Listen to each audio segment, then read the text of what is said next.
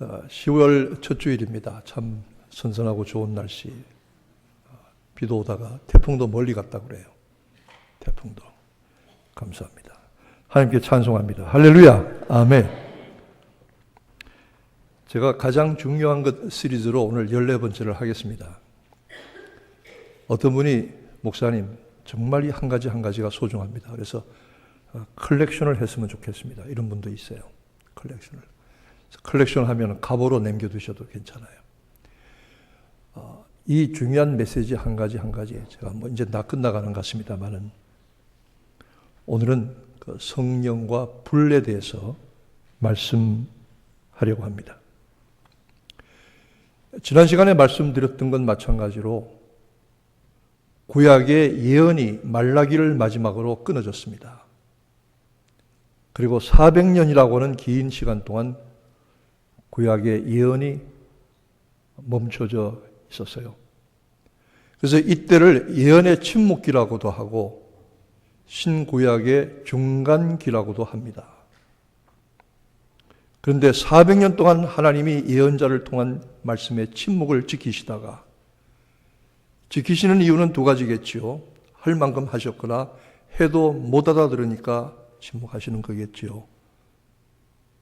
그러나 400년 만에 세례 요한을 통해서 예언의 문을 다시 여셨던 것입니다. 이 세례 요한을 통해서 하나님은 율법과 선지자의 시대가 마감되게 하셨습니다. 그리고 그로 인하여 하나님의 구속사의 새로운 시대가 열리게 하시고 그 시대의 선도자가 되게 하셨던 것입니다. 주님은 메시아가 오기 전에 반드시 먼저 와야 할 엘리야의 예언이 있는데 말라기서 4장 5절에 보면 메시아가 오기 전에 반드시 엘리야가 먼저 온다 이렇게 되어 있습니다. 어떻게 된 겁니까? 너희가 받을진대 세례 요한이 그 엘리야니라. 광야에서 외쳤습니다.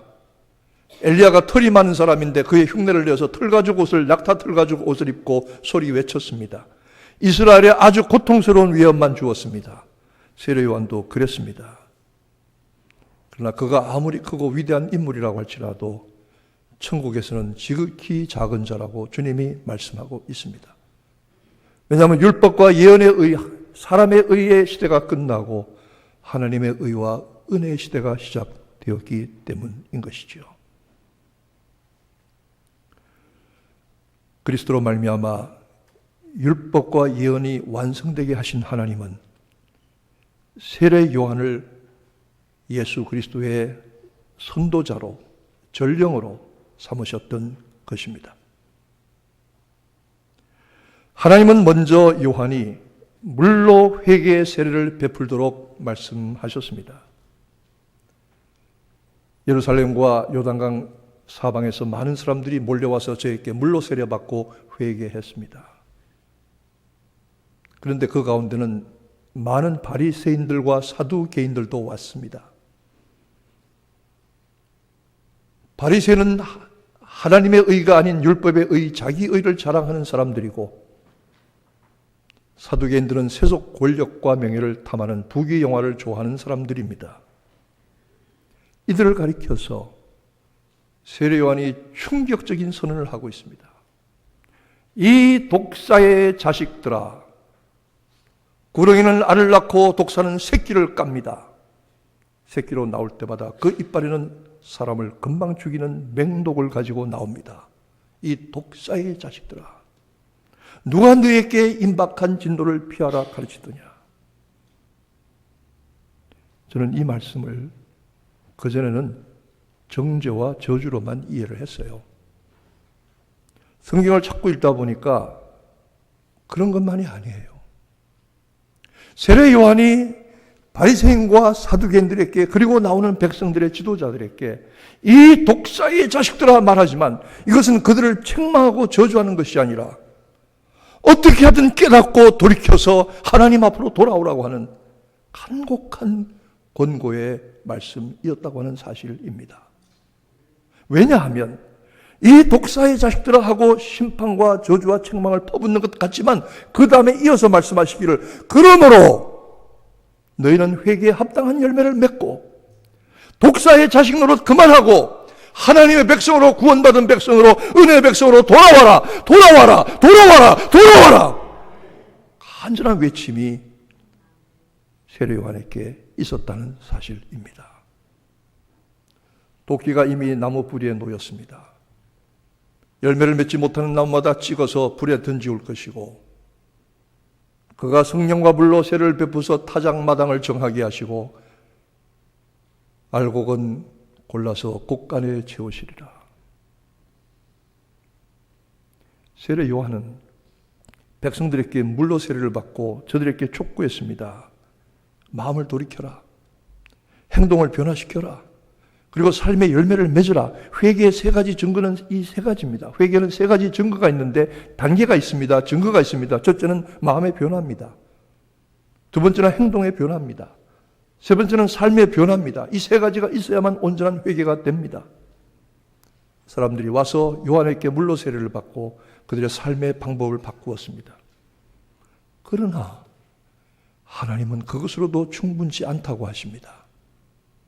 왜냐하면 하나님이 물로 행동과 마음과 삶의 열매를 맺는 변화로만 충분하다고 하면 세례요한의 물세례로 그치셨을 터인데 하나님은 세례요한의 물세례로 그치지 아니하시고 세례요한을 통해서 그 다음에 더 큰 세례, 성령과 불로 세례를 주실 예수 그리스도를 보내셨기 때문입니다.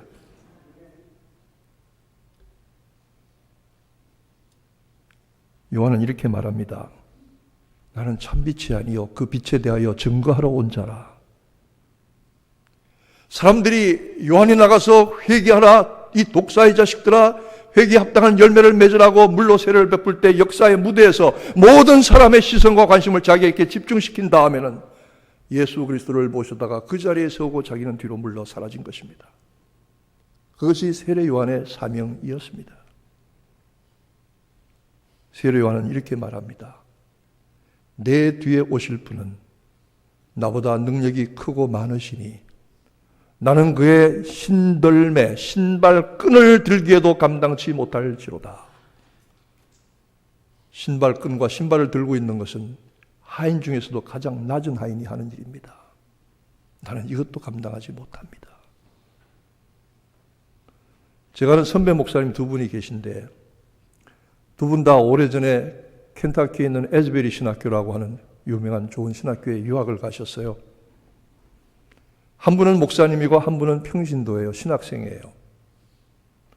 미국 교회에 가서 얘기를 하고 간증을 하다가 뭐라고 했냐면 나는 목사입니다. 그랬더니 미국 사람들이 목사님은 그런 줄 알아요. 목사님. 네, 좋습니다. 당신은 뭐 하는 사람입니까? 이분은 학생인데 전도를 많이 다녔어요. 나는 전도자입니다. 영어로 이벤젤리스트라고 그랬습니다. 근데 미국 사람들 생각에는 이벤젤리스트 그러면은 목사보다 훨씬 급이 높은 빌리그람 정도로 생각을 합니다. 우리 전도사가 아니에요. 우리 전도사는 목사 인턴을 하는 거거든요. 그런데 이 이벤젤리스트 빌리그람 한국에서 온 전도자라고요. 오늘 저녁 당장 우리 교회 와서 설교해 주세요. 부탁을 했습니다. 목사님 보고 오라 그러지 않고 신학생 평신도 보고 오라 그랬어요.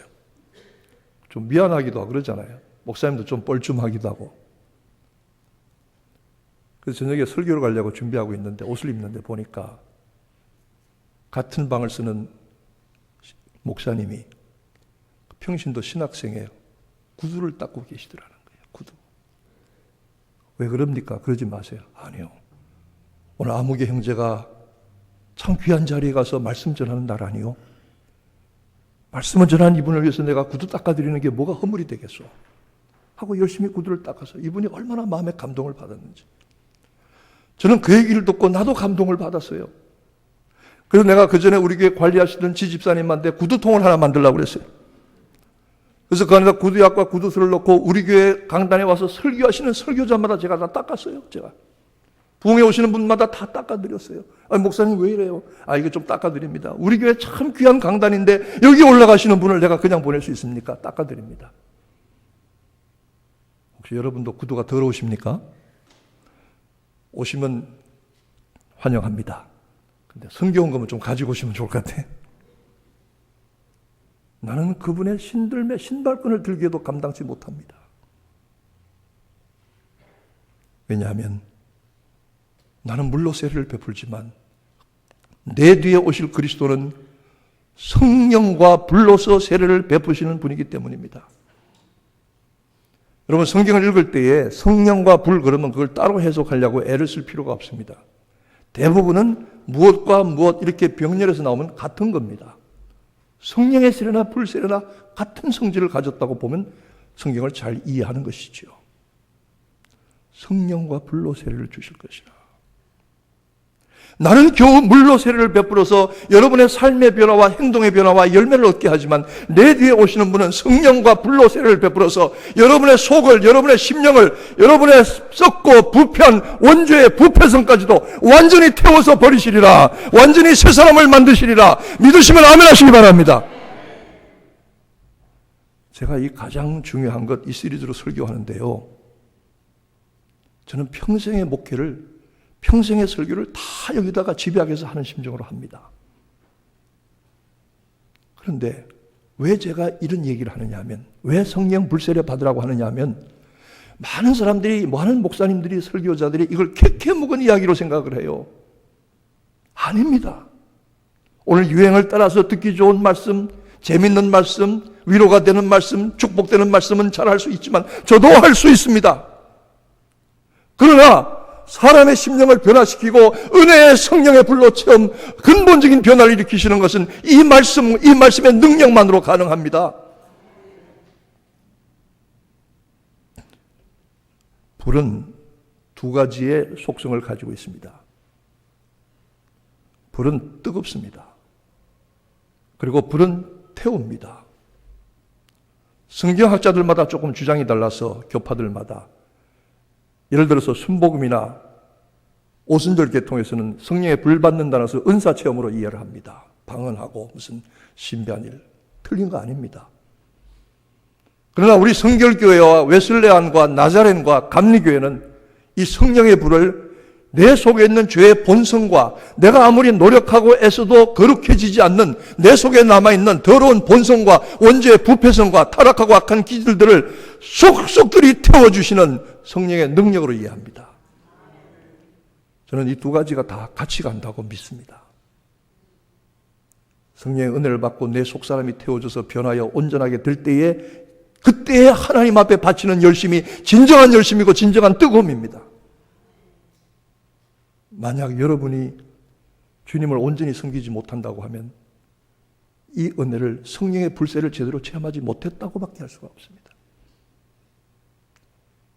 우리 성결교회는 세례를 줄 때나 집사가 될 때나 안수집사나 권사가 될 때나 장로가 될 때나 목사가 될 때나 이걸 묻습니다.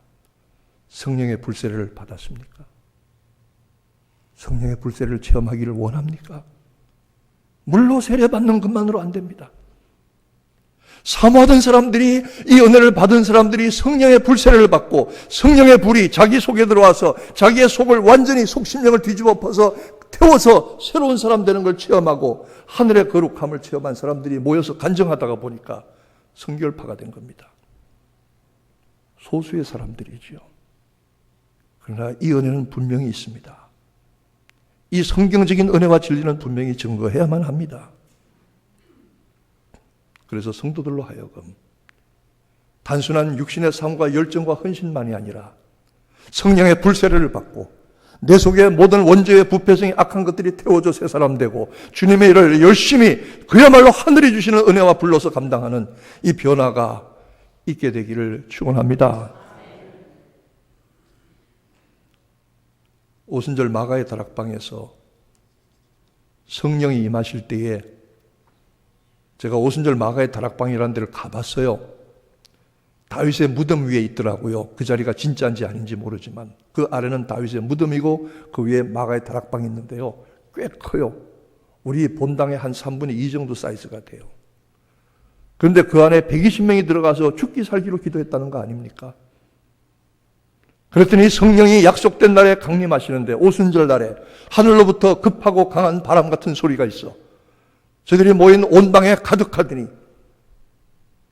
또 불이 하늘로부터 불의 혀같이 갈라져서 각 사람의 머리에 임하는 것을 보았더니, 여러분, 불은 위로 올라가야 합니다. 그렇죠?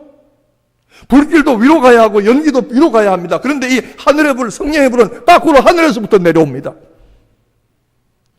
사도행전의 기자는 오순절 마가의 다락방에서 120명이 기도하는데 오순절 성령의 불이 하늘로부터 거꾸로 내려와서 불의 혀같이 갈라져서 이 사람 머리 위에도 저 사람 머리 위에도 이 사람 저 사람 이 사람 저 사람 이 사람 저 사람 이 사람 저 사람 저 사람 이 사람 이 사람 저 사람 모두 한 사람도 빠지 않고 각각이 성령의 은사와 불세를 받았다는 사실을 증거합니다. 여러분, 우리도 그렇게 되어지기를 소원합니다. 성령 세례 받는 것, 불세례 받는 것 내 책임입니다. 목사님 책임도 아닙니다. 나는 인도해주고 안내해주는 것 뿐입니다. 성령의 불세례 각 사람의 머리 위에 임하여 있더니 이거 받아야 됩니다. 이거 받아야 믿음도 제대로 믿어지고요. 봉사도 제대로 하고요. 주님도 제대로 사랑하게 되는 겁니다. 그렇게 되어지는 거죠. 여전히 우리 속에 죄에 대한 갈등이 있고 시험과 유혹의 가능성이 있지만 성령 불세를 받은 사람, 사모하는 사람들은 이 은혜를 주옵소서. 이 은혜를 주시옵소서. 이 은혜를 내게도 주시옵소서. 여러분, 사모하시기를 축원합니다. 이미 받으신 분은 감사하시기를 축원합니다. 이 진리를 강단에서 제가 증거해야 됩니다. 이 시대가 이 말씀 증거하지 않은 때가 오래됐어요. 캐캐 묻고 낡은 시대의 말씀 됐어요. 아닙니다. 영원한 생명과 구원과 진리의 말씀입니다.